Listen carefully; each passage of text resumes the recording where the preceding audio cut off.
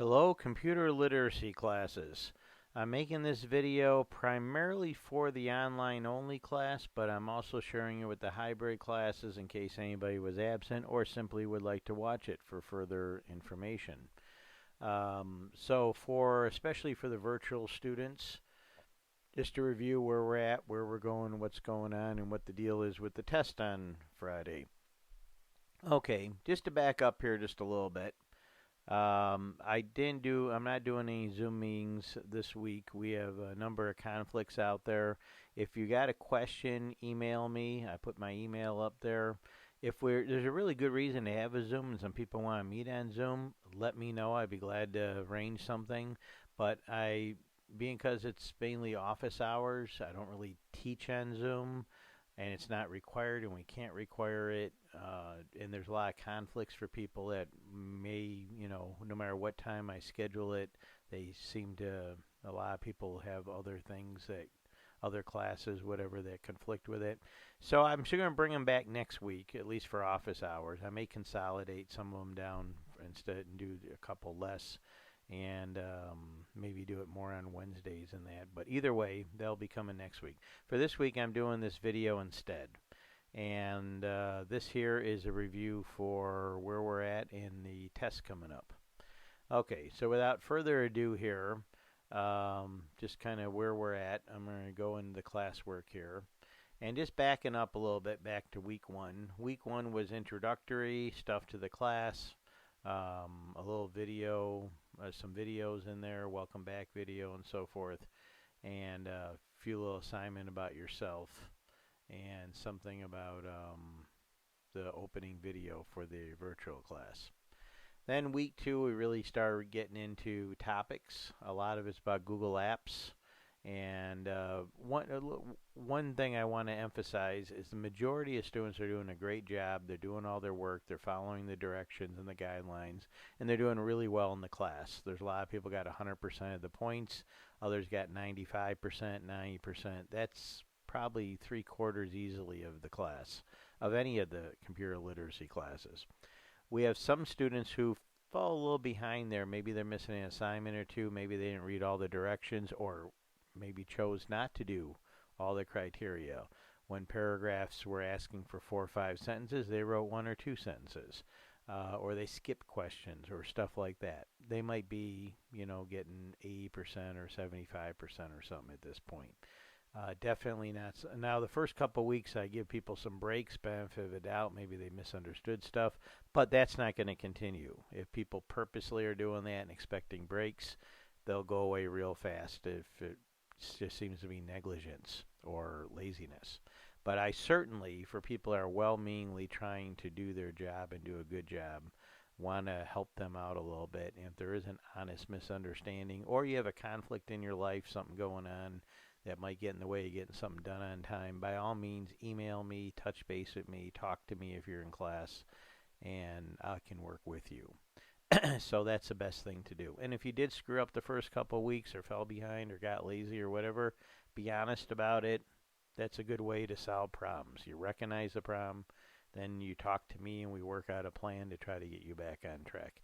And we got 1 or 2 students who have joined us in the last week or two, so they're already a couple weeks behind, and they also should be in touch with me. Week two, we got into these assignments here. I try to make it pretty clear in the directions and videos and tutorials and things like that.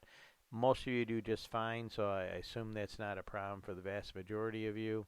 If you do got issues or problems or something, just let me know. That's simple.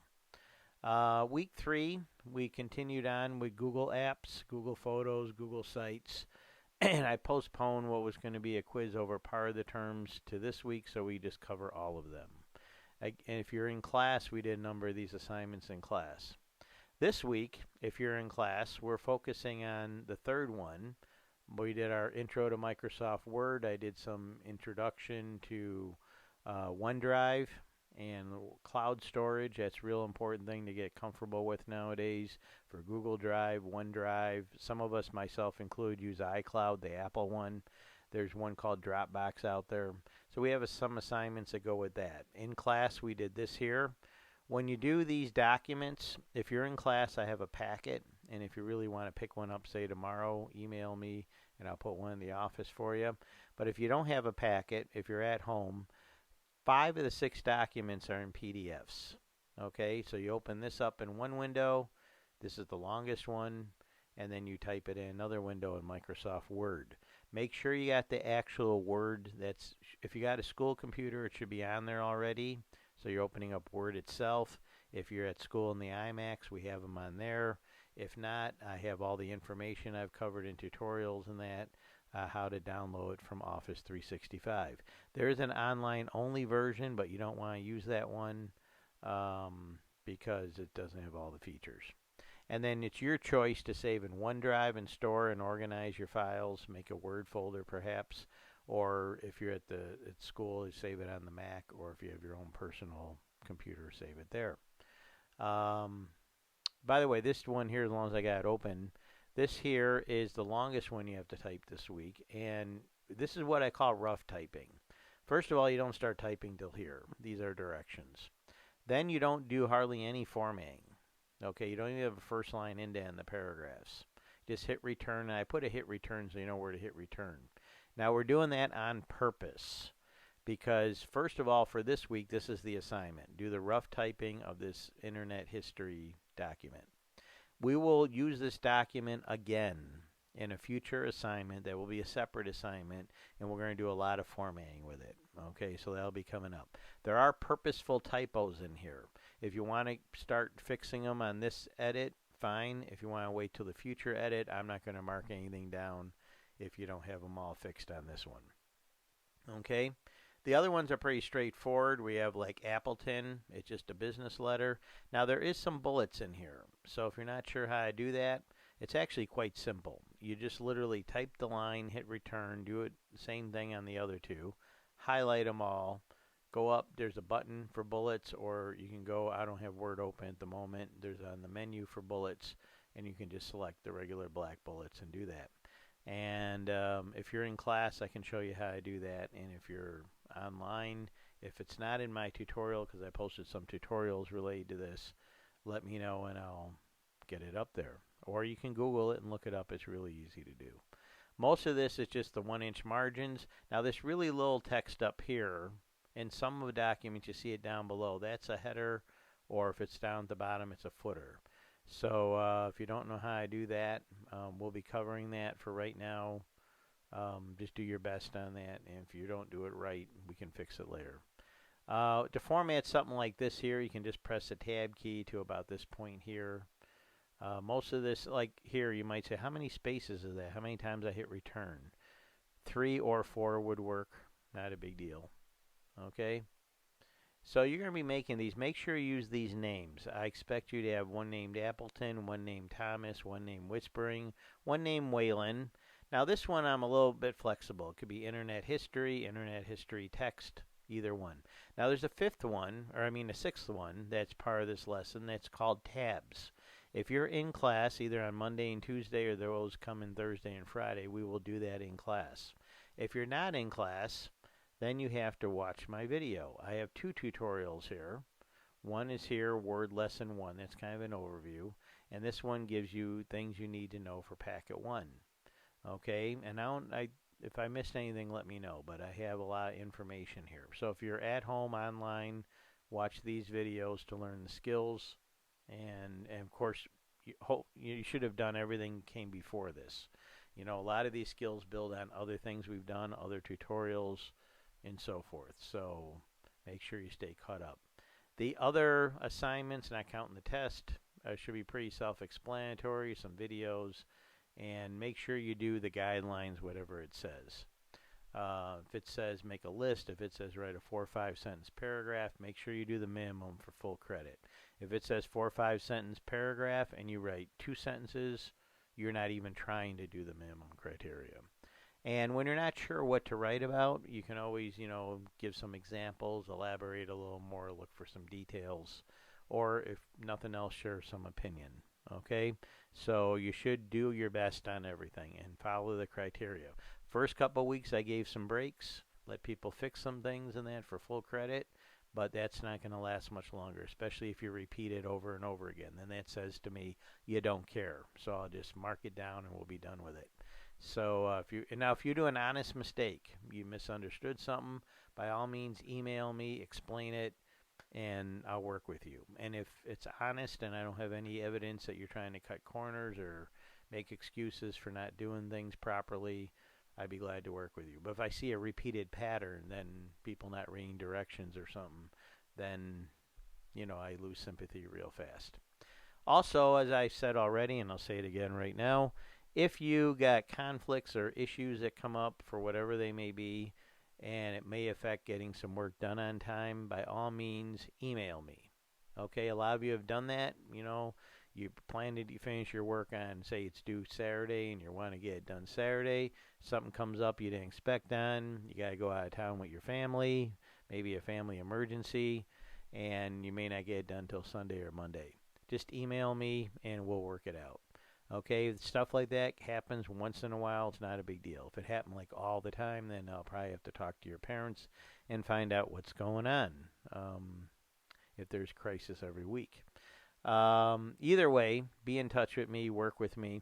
Now, when things are due on a Friday or a Saturday or even a Sunday, very rarely do I grade them the next day. It happens on occasion, but often I get busy. I've got hundreds of things to grade every week. I may not get to it for 2 days or 3 days or 4 days. Here's the thing. If you're running a day late, just do your best to get in as quick as possible, because there's a fairly good chance I'm not going to grade that day. So you may have that extra day. And just get it in, do your best. When I do get around to grade it, maybe the following day, I usually don't pay that close of attention to due dates. If someone's not really abusing it, I'm probably just going to let it go and still give you full credit. But if someone's abusing it and they're purposely coming in late, especially later than after I grade it, like I said, the first couple of weeks I cut some slack, but by now everyone should be getting on track and understand what they need to do. Okay, for the test. We moved the whole test back to this week and do all the terms. The terms are quite simple. I'm going to go back to when you originally did the terms, which was way back here. Okay, and I have a sample here. I have the PDF that you used, and then I have a video there to go along with that.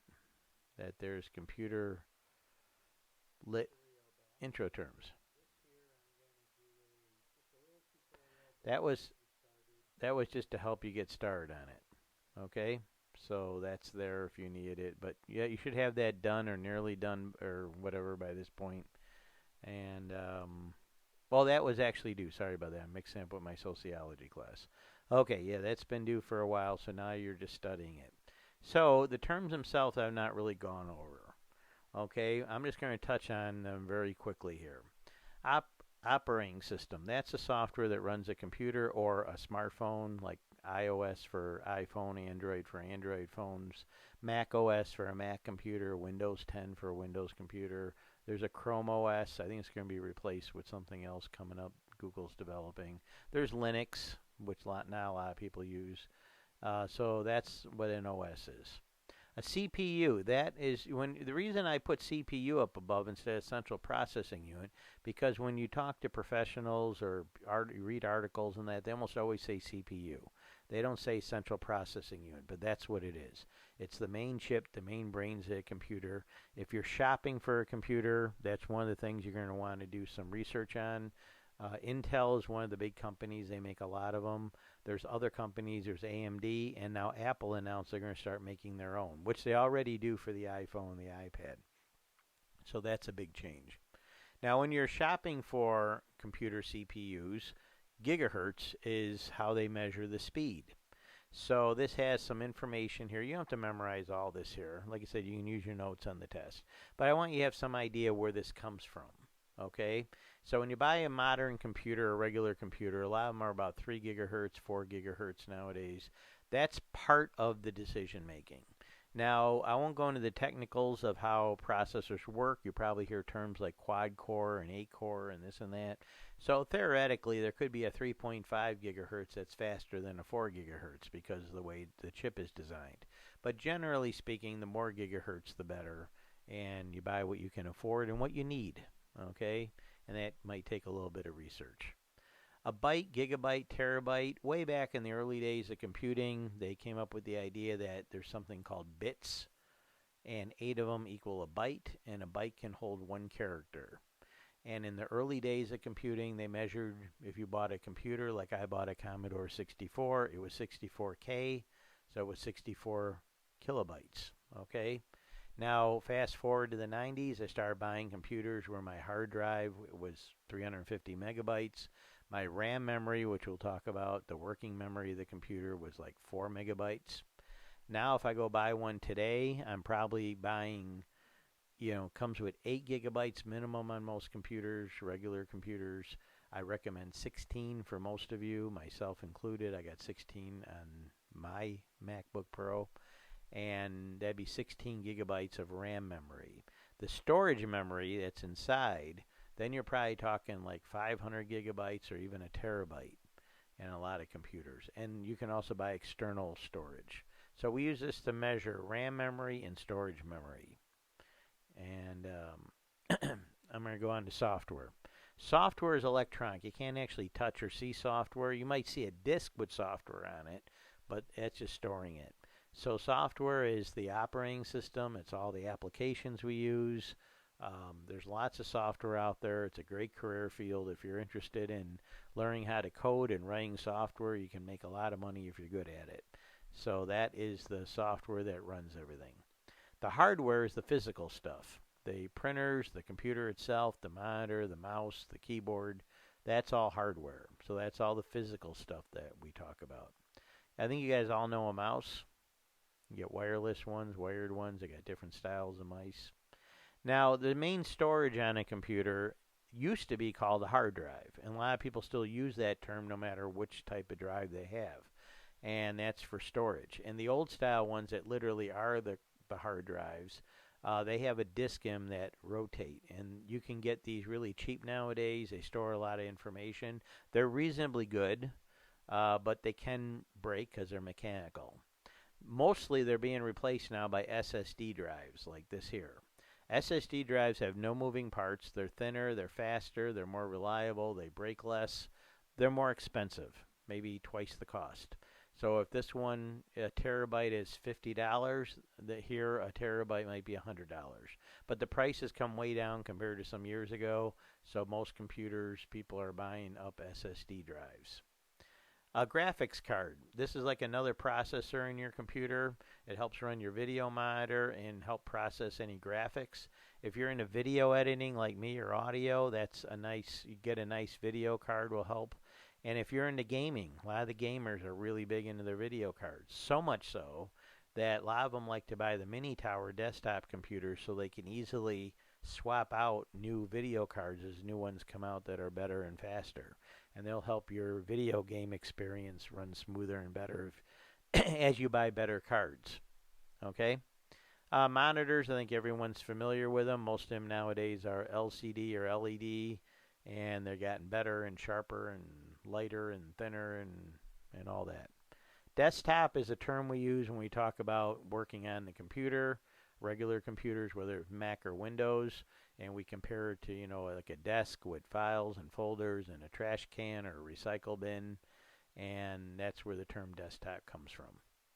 GUI is the type of interface that has folders, files, menus, a mouse, graphical user interface. The Mac OS pioneered it, Windows copied it, and that's mostly what we use nowadays. RAM memory, that's the storage memory of the computer. When you open something up, that's where your RAM memory comes in. It's not storage memory. Anything in RAM will disappear if the power goes out, but it's important. And you want to make sure you have enough for what you want to do. A lot of computers only ship with 8 gigs. 8 gigs is okay for simple uses, but if you're getting into video editing or gaming or Photoshop and things like that, you're going to want more than 8 gigs. So I recommend at least 16. When you buy RAM, it comes in like 8, 16, 64. If you have a computer that already has 8 or 16 and you want to like double it, if it's a computer, most computers you can do it yourself. You have to do a little research on how to do it and what type to order, but you can save some money and do it yourself or pay somebody to have it done or order it with a lot of RAM in the first place. Active window, I think everyone knows that's pretty easy. It's the window that you got active if you got multiple windows open. Dialog box is easy when you're doing something on a computer, like say you go to print, and instead of printing right away, it brings you up a dialog box, and you have to make some choices. Which printer I want to go to, how many copies do I want, and so forth. Files and folders. Files is the actual stuff, like a JPEG photo, a Word document, an MP4 video. Folders is just a way to help organize your files. You can also have folders inside folders, but folders are just for organizing, and files is the actual stuff you're using or making or whatever. A server is a computer. Any computer can be a server with the right software. Servers provide services on a network, and there's different types of servers. Some are web servers, some are file servers, some are print servers. So if you want to get into networking, learn all about servers and networking, a lot of great jobs in that field. USB, I think most of you are familiar with traditional USB. It's been around a long time.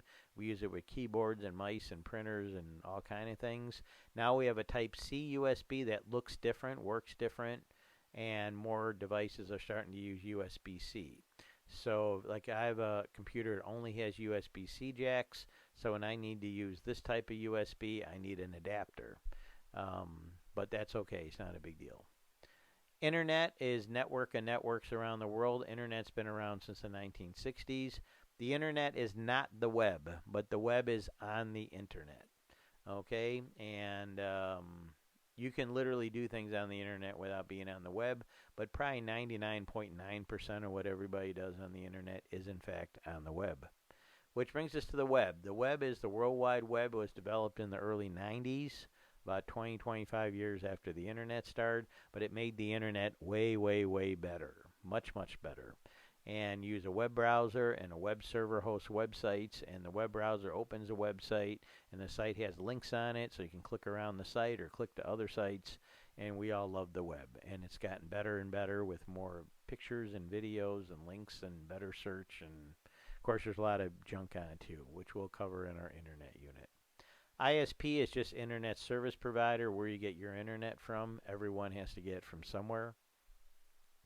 A network is just connecting computers and printers and servers and other devices.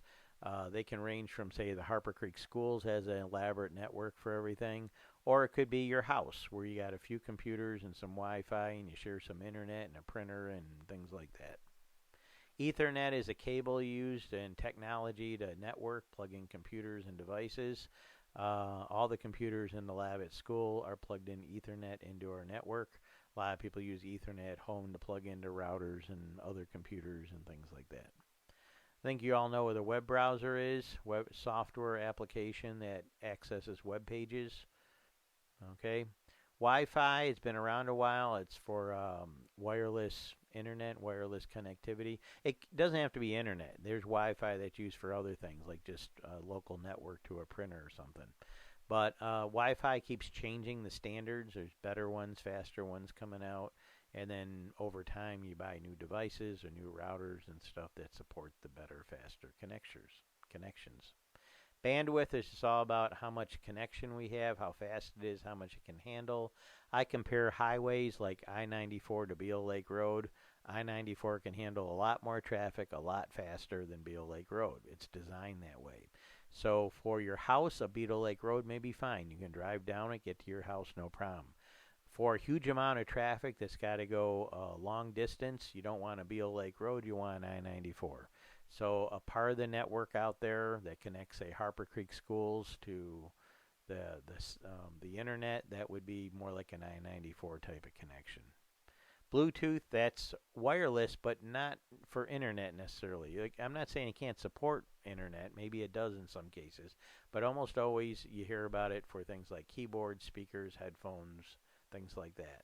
So Bluetooth has become quite popular as we get rid of wires from many of these things. Multimedia is just combining different media, video, pictures, text, graphic, audio.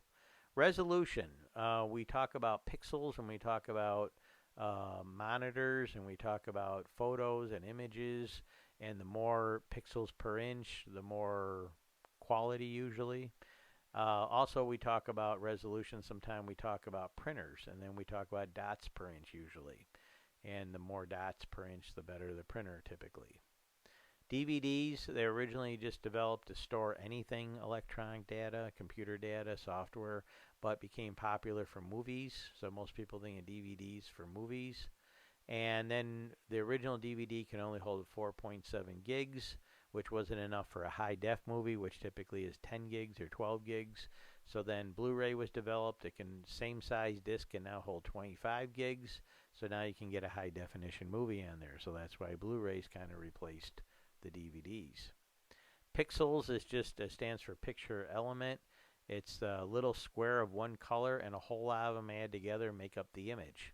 So a lot of file formats use pixels like JPEG, PNG, GIF, BMP, and your images, you take photos, things like that, they're all made out of pixels. JPEG is just a real popular format used mainly for photos. You can use it for text graphics and other things too, and it's multi-purpose and works really good. Smartphones and tablets, they're very similar to each other. Typically, the difference is a tablet's a bit bigger and doesn't include the phone part. Other than that, there's a lot of similarities. The iPhone, the iPad, or Android phones and Android tablets. And they're all computers. I mean, even though you think of it as a phone or a tablet or an iPad, it's a computer. E-commerce, online shopping has exploded, real popular, for the better or the worse. There's good things about it, there's not so good things about it, but that's become really, really popular. And a blog is just a type of website people set up. People blog about anything. You can just write about your life, write about a hobby or interest. Some bloggers just write a personal blog that virtually nobody reads, and other bloggers write about, say, politics or sports or entertainment, and they're well known around the country or around the world, and they might have millions of people that read their blog. So that's our terms. They're quite easy. They're just introductory terms, the basic things we want you to know. So study. You can use your notes. I can't really stop you if you're taking it outside of class. If you're in class, you'll have the same opportunity to use your notes. There will be a time limit, so study and be prepared. So, and these are important terms to know anyway. So good luck.